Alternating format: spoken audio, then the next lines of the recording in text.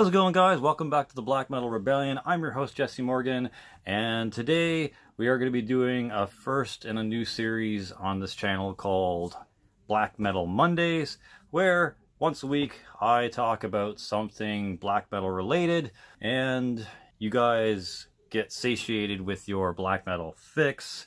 So yeah, today I figured I would do a ranking of the 5 OG Norwegian black metal bands, and that is Mayhem,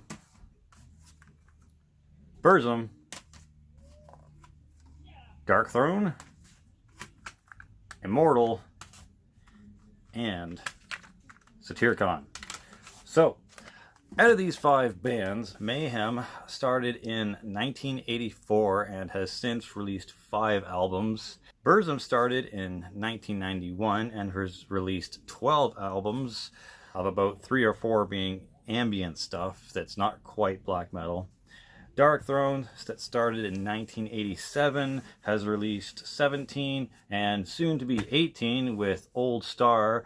Also, Darkthrone kind of started out as a death metal band, so that's kind of interesting as well.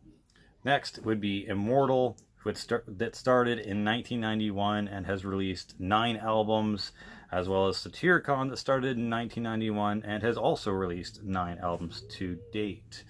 So first up, Mayhem kind of gets some points for basically being the originator of black metal, with Euronymous coming up with the iconic dissonant black metal riff.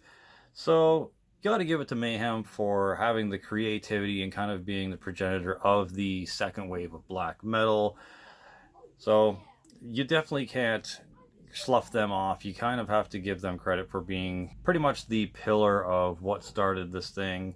I mean, you could look at Venom for the name. You could look at Bathory for the lo-fi, screechy vocals and tremolo picking and sort of atmosphere.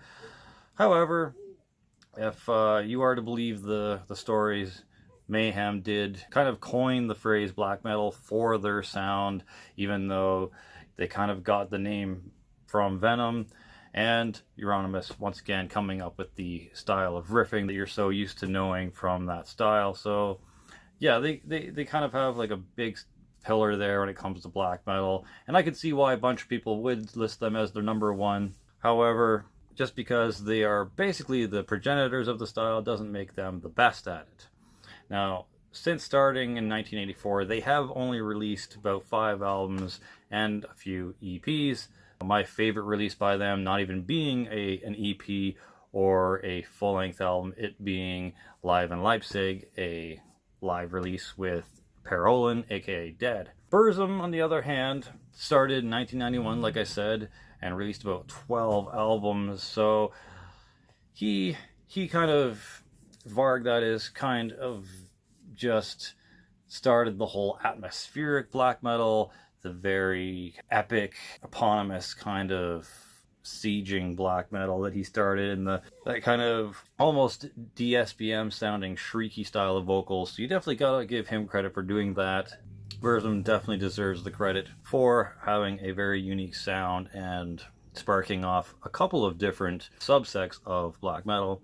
Next is Darkthrone, having started in 1987 once again and releasing about 17 albums. They, out of all 5 of these groups, have released the most albums. However, they have not been the most consistent. They started out with Soulside Journey, and that was a death metal album. So they weren't originally part of the black metal scene right away, and eventually put out A Blaze in the Northern Sky, which was a mix of black metal and death metal. Mostly black metal. There's some hints of death metal in there as well. However, they didn't quite get onto the scene right away. But they did, however, hone in that super duper lo-fi, really stripped down and raw sound with Transylvanian Hunger, and a lot of people would consider that to be the eponymous pillar for a lot of black metal sounds and a lot of black metal bands today. So you gotta give them points for releasing Transylvanian Hunger and what that did for black metal as a whole. Now for Immortal, that started in 1991, releasing 9 albums over their career. Immortal was probably one of the most consistent in releasing albums and the sound of the albums in general, starting up with Diabolical Full Moon Mysticism. This was slightly different. It had mostly like that raw lo-fi black metal sound, and then the last track was that kind of weird acoustic thing, but they didn't change too much after this. Pure Holocaust was a little bit more venomous, a little bit more faster, a little bit more angry and aggressive, but they just kind of built upon the original sound. They didn't diverge off into any sort of crazy alternate subgenre of black metal. The only time they kind of veered away from their paved and true sound was once Peter Tetchgren from Hypocrisy and Pain started working with them and started adding in that really polished sound.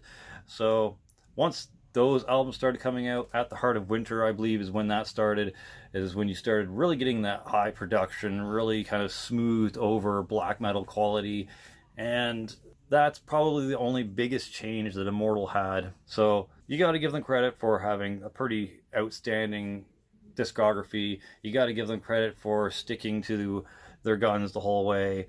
Abbott came out with great guitar riffs. His vocals had stayed on top for the whole way through their discography until finally leaving on the 9th album, being Northern Chaos Gods, which Dave Moniz took over gracefully, really well. His vocals are great. The only downside maybe is that they started running out of full speed ahead, new energetic riffs by the time All Shall Fall came out, and might not have been their best album.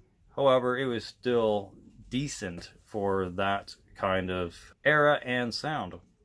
Next we have Satyricon, who started off amazingly with their first 2 albums. You can't go wrong with Dark Medieval Times, or is it Shadow Zone? I think it's Shadow Zone. And they're just some of the best kind of epic black metal that you could get back then. And Satyricon, like I said, started in the same year as Immortal, 1991. They both released 9 albums.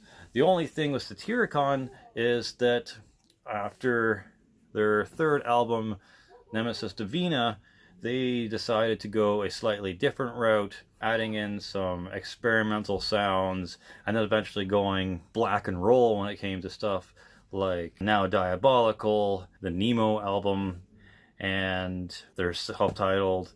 But even then, I enjoyed Rebel Extravaganza, I enjoyed Volcano, I really enjoyed their Now Diabolical stuff. So, like, the self-titled Satyricon was okay, there's some hit and miss songs, but mostly it was good. And the new album, Deep Calleth Upon Deep, is really good as well.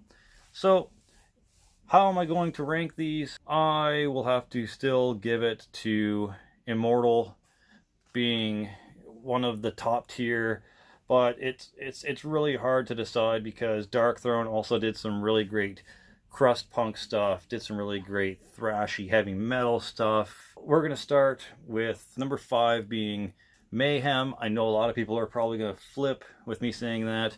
I do really enjoy Mayhem. Dead was an amazing vocalist. Death Crush was an amazing EP. The Live in Leipzig was some of the best black metal ever released. But I'm still going to have to give Mayhem number 5 out of the ranking. Next is going to be...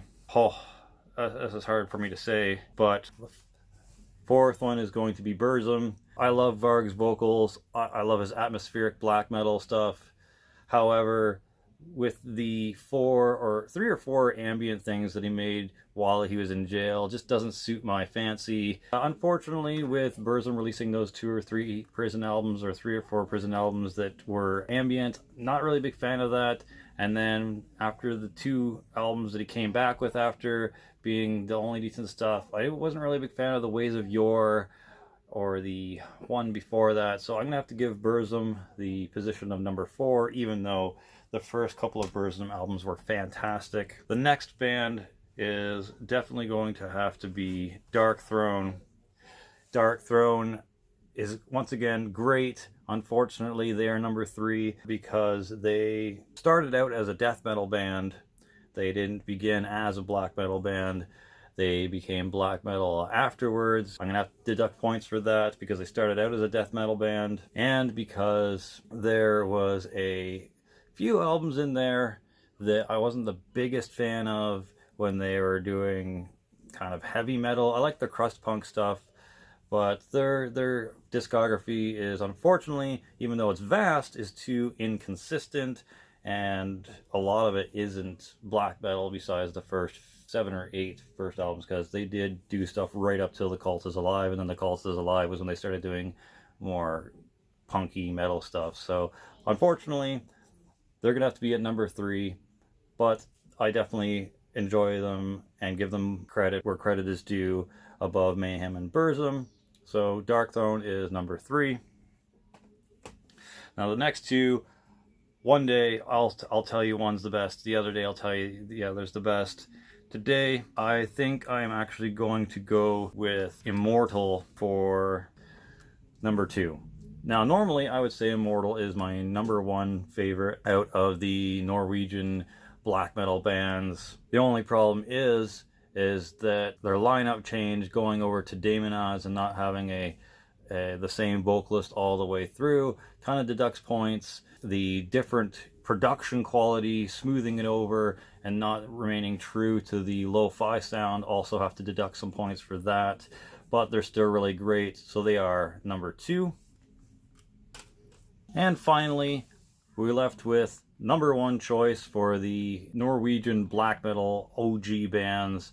I'm going to choose Satyricon for this one because they've had the same vocalist from the beginning, that being Satire. They started off with some great black metal. Their first album came out with a bang. This, Shadow Throne, Nemesis Divina, like they popped out 3 amazing black metal releases right in a row.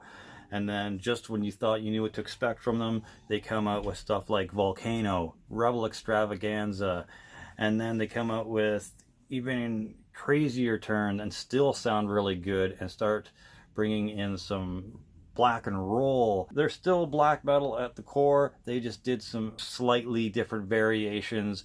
Maybe to some people they got a little softer, but to me they just kept getting better and more inventive. And that's why I have to give Satyricon the first place ranking. So that's it. I hope you enjoyed my ranking of the OG Norwegian black metal bands 1 through 5. That's it for now, folks. For Glory, for the Rebellion and the Alliance, Slammerella out.